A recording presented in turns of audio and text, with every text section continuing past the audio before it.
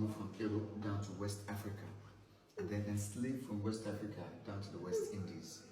So those slaves plant crops like sugarcane, tobacco, cotton. So whatever they planted, they harvest and they take it back to Europe. In Europe, the crops are turned to finishing goods. So they also returned the goods to Africa in exchange for slaves. So their movement was a triangular form. And because they walk through the Atlantic Ocean, so they come across the title called the Atlantic Triangular Slave Trade. So here, using campaigning against this transatlantic slave trade. So when the slave decide to take destiny into their hands, am I not a man and a brother? Is the question the slave is asking the master. And he was asking because somebody like him believes to the level he is, so they chain the hands and the legs of the slaves. And the slave is begging for freedom. Divide the West African country into 4 major coasts. And each of those coasts was named after the primary resources they discovered. So the first coast is Grain Coast, and the Grain Coast we have Sierra Leone, Senegal. Ivory Coast is Cote d'Ivoire because of the elephant. Then Gold Coast is Ghana, while the last coast, which is Slave Coast, is Nigeria and Benin Republic. So they are the major place where they get slaves during the transatlantic slave trade. And during slavery, the Europeans used different objects in exchange for slaves. So an umbrella is equivalent to about 25 slaves. So you use that to exchange 25 to 40 slaves. So these are the ways identifies that not only the Africans were taken as slaves. So slavery is a global business. It also enslaved from other parts of the world. So these are the Arabs taking the whites as slaves, and then these are the Greeks taking the whites as slaves. So it shows that slavery is being practiced globally. And this is the marching of in Badagry. So the march them down to the slave markets in Badagry, where they will be sold. So these are the actual weapons used to get more slaves. So the weapons are the iron sword and the den guns. And these are the original chains. So these are the actual chains used on the slaves. Yes, so you make chains for the male, for the females, and this for the legs of the slaves. So there are different sizes and different shapes. So it depends on how the slaves, how strong or light the slaves are. And then this is the artistic impression of a tortured slave at the point of no return. How the slaves were tortured at the point of no return in Badagry. So they tortured the slave to the stage of coma. So some of them were forced into the schooner, from the schooner down to the big ship, and from there to the unknown destination. And they also branded. So they write the names of the owners and the body of the slave. For them to know their slaves, you have to write their names in their body. So let's going through routine check, so inspections of the slave. So how they check if the slave are strong and fit. And these are the rejected slaves. So those who are rejected, they are called the macros. And once they are rejected, they were killed immediately. So they killed them. And then these are the items. These are some of the items. These are like whiskey, cowries, bracelet. So they were used to buy slaves.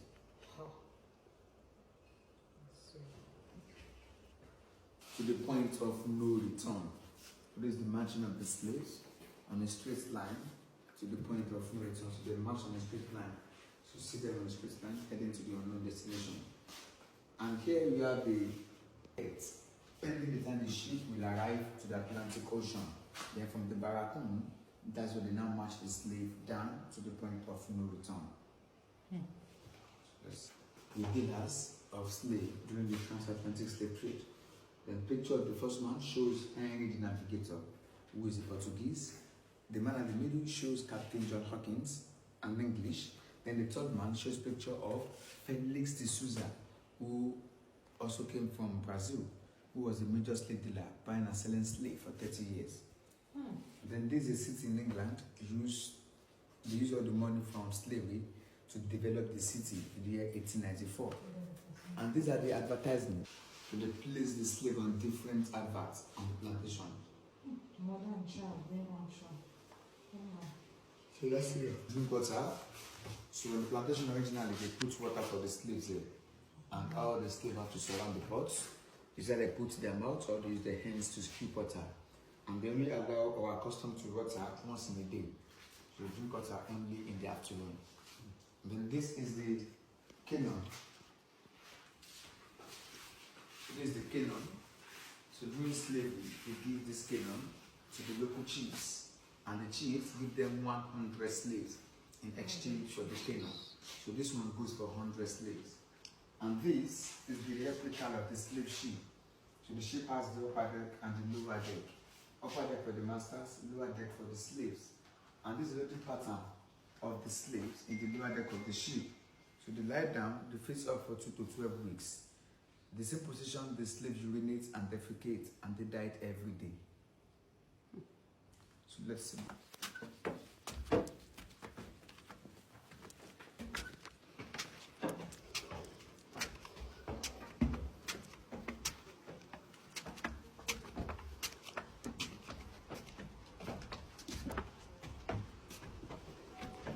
So here is a dog catching a runaway slave. If the slave is trying to escape, he sets dogs to go after the slaves. And the dogs are trained to go for the jugular, to go for the throat of the running away slaves. And here are different punishments. So these are the slave revolting the enemy. And that is what actually led to the abolition of the transatlantic.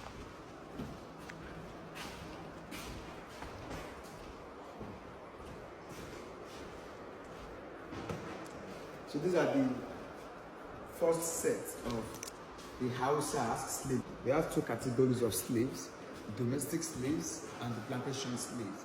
Domestic are the ones that work, and let's see the slave working on plantation.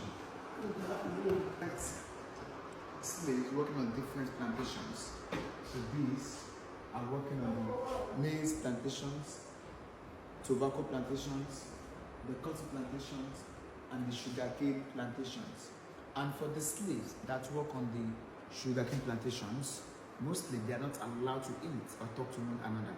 So they used to gag their mouth. So this is how they gag the mouth. Okay, so you have to cover their mouth like this from morning till night. So let's see the next one.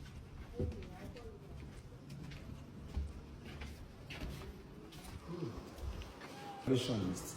And these are the anti-slavery campaign against the transatlantic slave trade.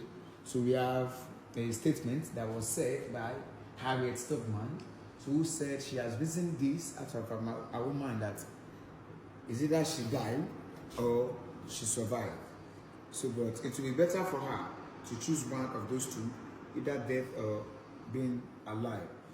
That he preferred to die than to be taken as a slave. So that's why he said, if I could not have one, I will have the other. For no man should take me alive. So she rescued about 1,000 slaves, and this is the woman who rescued about 1,000 slaves without losing any single soul. Then you have Nani of Ghana, and then this is Nat Turner of Maroon, Nat Turner, and then we have the Toussaint Louverture, who first campaigned against the transatlantic slave trade.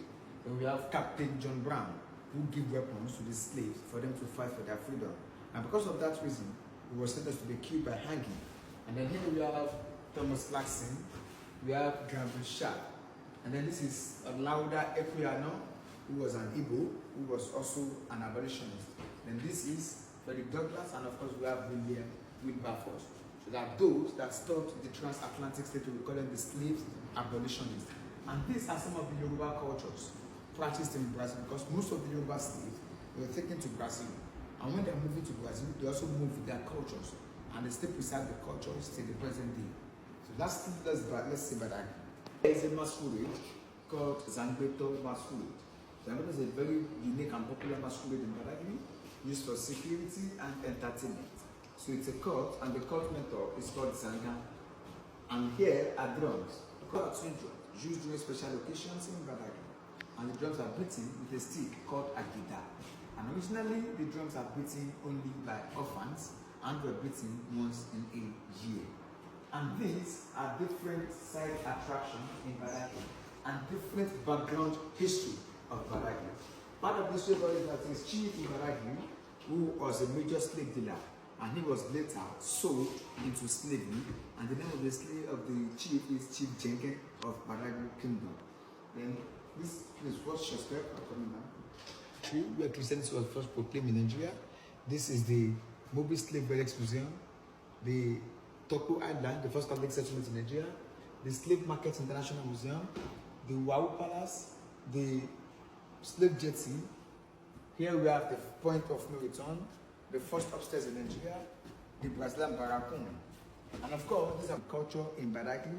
And then Vodun Shino is also one of the culture in Badagry. And these are Badagry native occupations, so which includes the mat weaving, basket weaving, coconut farming and marketing, boat carving and fishing.